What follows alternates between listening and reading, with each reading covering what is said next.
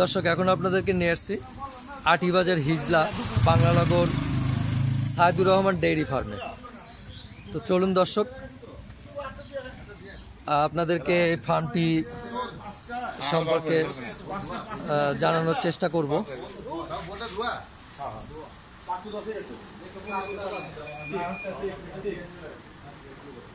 দর্শক দেখতে পাচ্ছেন খুব সুন্দর করে পরিচ্ছন্নতাভাবে গরুগুলো সারিবদ্ধভাবে রাখা হয়েছে।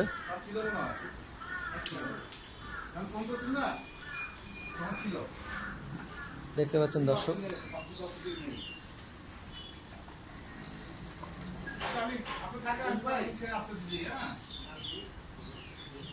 চলুন দর্শক এই ফার্মের যিনি স্বত্বাধিকারী এখন আমরা তার সঙ্গে কথা বলে জেনে নেব গুরুত্বপূর্ণ কিছু তথ্য আপনাদেরকে জানানোর চেষ্টা করব।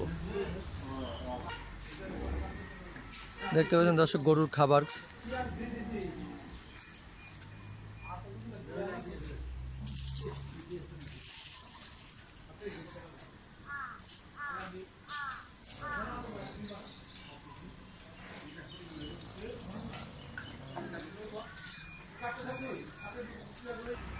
দর্শক এখন আমরা কথা বলবো এই ফার্মের যিনি স্বত্বাধিকারী তার সাথে আমরা কথা বলে জেনে নিব গুরুত্বপূর্ণ কিছু তথ্য। আঙ্কেল আসসালামু আলাইকুম। ওয়ালাইকুম আসসালাম রাহমাতুল্লাহ। আঙ্কেল আপনার নামটা বলবেন? ফজলুল হক। ফজলুল হক। আচ্ছা আঙ্কেল, কতদিন থেকে আপনি এই ফার্মটি করেছেন? আমরা মূলত এটা এক বছরের মতো হয়। 1 বছরের মতো হয়। কয়টা গরু দিয়ে শুরু করেছি? প্রথমে আমরা শুরু করেছিলাম পর্যায়ক্রমে কিনা হয়েছে। প্রথমে 3টা দিয়ে শুরু করা হয়, তো তারপরে বাই রোটেশন কিনতে কিনতে এখন 22টা বড় গরু আছে দুধের, আর বাছুর আছে 12টা। বাছুর আরো ছিল, তো 7টা না 8টা বাছুর বিক্রি করে দেওয়া হয়েছে। আচ্ছা, আপনি তো অন্য বিজনেস করতে পারতেন, তাহলে গরু পালন শুরু করলেন কেন? আমার বিজনেস আরো আছে অনেকগুলাই, তো এইটা শখের বশে করা। এটা শখের বশে করা, আমরা এখনো মানে ওরকম লাভের ইয়েতে যেতে পারি নাই। আমরা শখে করতেছি। আমাদের যেমন প্রথম সমস্যা হচ্ছে যে আমাদের নিজস্ব জায়গা নাই। আমরা জায়গাটা ভাড়া নেওয়া আমার এক বন্ধুর থেকে। তারপরে হচ্ছে যে ঘাসের যে প্রবলেমটা, এগুলো আমাদের কিনে আনতে হয়, এগুলোতে কস্ট বেশি পড়ে যায়। আর খাওয়া দাওয়া এগুলো কস্ট বেশি পড়াতে মানে লাভটা খুব কম হয়।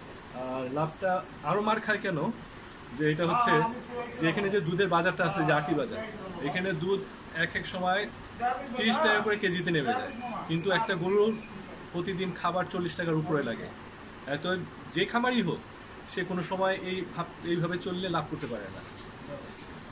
আচ্ছা, প্রথম শখের বসে শুরু করে এখন কি মানে মোটামুটি বাণিজ্যিক আকারে চিন্তা ভাবনা করছেন? বাণিজ্যিক আকারে হ্যাঁ, চিন্তা ভাবনা করা আছে, এটার জন্য বাড়তেছে দিনে দিনে। এটা বাড়তেছে। আমাদের 3টা দিয়ে শুরু করছিলাম গত ফেব্রুয়ারিতে, তো 1 বছর 1 মাসের মতো হচ্ছে। এখন বড় আছে দুধের গরু 22টা গরু আছে, আরো বাড়বে। যেগুলো যে এই গরুগুলো যে আছে, কি জাতের গরু এগুলো? এইগুলো দেশি গরু আমাদের একটা আছে বোধ হয়, আর অস্ট্রেলিয়ান ক্রস গরু। আচ্ছা, আমরা সবাই অনেকে দেখেছি যে অস্ট্রেলিয়ান ক্রস গরু বেশি লালন পালন করে, কেন? এটা হচ্ছে যে আমাদের যে দেশি গরু ওটার দুধের পরিমাণটা খুব কম থাকে। একটা দেশি গরু ম্যাক্সিমাম হয়তো 5 কেজি থেকে 7 কেজি দিবে। এইটুক দুধে ওটা কোনোভাবে লাভজনক হবে না।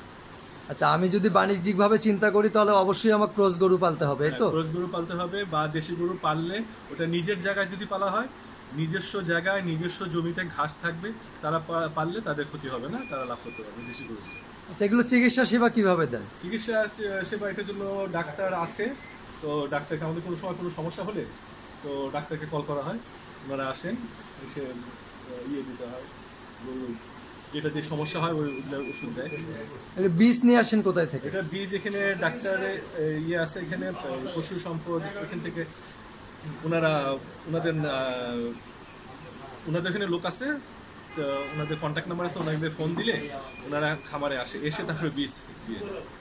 আচ্ছা, এখানে এখন গাভীগুলো প্রতিদিন কত লিটার করে দুধ দেয়? এখন আমাদের এখানে 22টার মধ্যে মোটামুটি 15-16টাই প্রেগনেন্ট। এত দুধের ইয়েটা কমে গেছে, তারপরে আমরা ইনশাআল্লাহ আলহামদুলিল্লাহ আমরা মোটামুটি 2 বেলায় 140-50 কেজির মতো দুধ পাই। দুধগুলো বিক্রি করেন কোথায়? ওটা মানে ঠিকা দেওয়া আছে, ওরা এসে সকাল বিকাল নিয়ে যায়। আচ্ছা, অনেক গরিব বা বেকার যুবকরা আছেন, তো তারা জানতে চায়, তো তাদের উদ্দেশ্যে কিছু বলার আছে আপনার? বেকার যুবক ভাইদের জন্য আসলে এখানে একটা সুযোগ আছে। তাদের যদি নিজস্ব জায়গা থাকে গরুর সেট করে নিতে পারে, তাহলে তারা 4-5টা গরু দিলেও তারা প্রফিট করতে পারবে। সেক্ষেত্রে কত টাকা পুঁজি লাগতে পারে শুরুতে? তাদের সেক্ষেত্রে দেশ গ্রামে সে যদি 2-3 লাখ টাকা নিয়ে করে, তাও সে ওইটা থেকে আস্তে আস্তে ডেভেলপ করতে পারবে। আচ্ছা, এই ক্ষেত্রে কি সরকার থেকে কোনো সহযোগিতা করে আপনাদেরকে?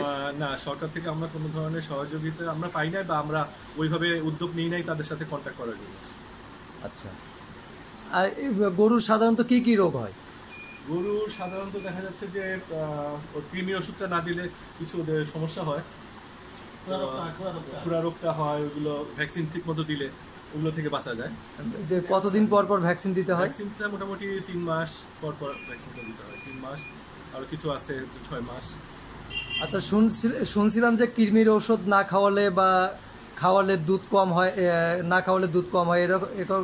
না, কৃমির ওষুধ খাওয়ালে তার রোগ বালাইটা কম হয়। রোগবালাই কম কৃমির হয়। ওষুধ না খাওয়ালে 3 মাস বা 4 মাস 5 মাস না খাওয়ালে তার দুধ কমে যায়। গরুগুলোকে প্রতিদিন কি জাতীয় খাবার খাওয়ান?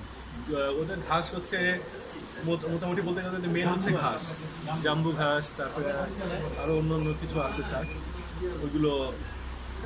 ওদের যে জাম্বু ঘাসটাই এখন ভালো খায়। আর জাম্বুর ঘাসটা তো কাঁচা ঘাস, কাঁচা ঘাসের মধ্যে কি প্রোটিন বেশি? হ্যাঁ, এটার মধ্যে সবচেয়ে বেশি প্রোটিন। এইটা গরুর জন্য দানাদার সবচেয়ে খাবার থেকে উপকারী। সবচেয়ে বেশি উপকারী এটা। যদি এটা গ্রাম দেশে যদি এটাকে যদি 80% যদি দেওয়া যায়, তো শুকনো খাবার 20% দিলেও ওই গরু ভালো থাকে। আচ্ছা, তাহলে মোটামুটি আপনি এই গরুর ফার্ম করে মোটামুটি হ্যাপি? এটা এটা আমাদের অনেকটা হবি, শখ। তো দেখতে ভালো লাগে, যার জন্য আমরা ফুল টাইম আমরা থাকি না এখানে। এখানে ওই কাজের লোক আছে, ওরাই দেখাশোনা করে। তো আসি, হ্যাঁ ইনশাল্লাহ, আচ্ছা আলহামদুলিল্লাহ। আঙ্কেল, যে দেখতে পাচ্ছি নিচে খুব সুন্দর করে ম্যাট পারছেন, তো ম্যাটটা কেন দিয়েছেন? ম্যাটটা দেওয়া হয় আসলে জায়গাগুলো অনেক সময় পিছলা হয়ে যায়, তখন গরুগুলা পড়ে যাওয়ার সম্ভাবনা থাকে। তারপরে গরু যেহেতু ভারী, ওই বসলে ওদের হাঁটু উটু এগুলো ছিলে যায়। এই ম্যাটগুলো থাকলে ওগুলো থেকে প্রোটেক্ট থাকে। আচ্ছা, প্রতিদিন এগুলোর গোসল করান কতবার? এটা এখন শীতকালে একবার, যখন বেশি গরম পড়বে তখন 2বার গোসল করানো হবে। এই যে এইভাবে শেডগুলো তৈরি করছেন, তা একটা ফার্ম করতে গেলে কি মানে এইভাবে শেডগুলো তৈরি করে নিতে হয়? ওটা এইভাবে না, এটা কয়েকটা প্রকারে করে, যে যেরকম সুবিধা হয় ওইভাবে, সিঙ্গেল, তারপরে সম্মিলিতভাবে, যে যেরকম আর কি সুবিধা মনে করে ওইভাবে করে।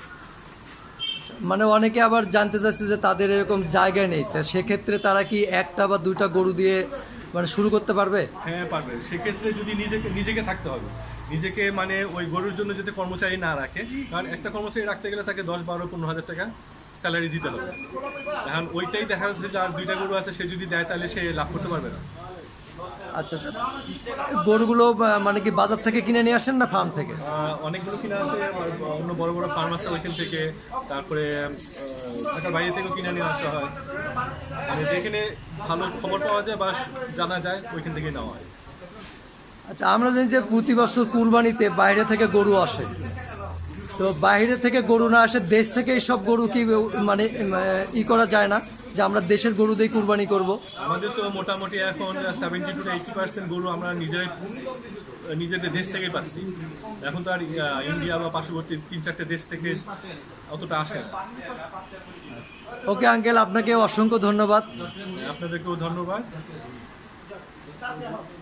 ওকে দর্শক, আচ্ছা, আপনারা জানতে পারলেন কিভাবে অল্প পরিসরে মানে ছোট্ট পরিসরে এবং গরু লালন পালন করা যায়, গরুর খামার তৈরি করা যায়। বিস্তারিত সব তথ্য আপনাদেরকে জানানোর চেষ্টা করলাম।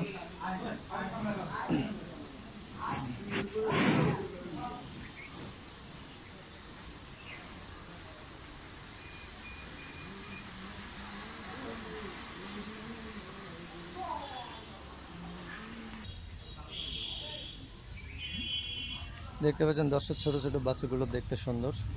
এখানে গরুর ঘাস,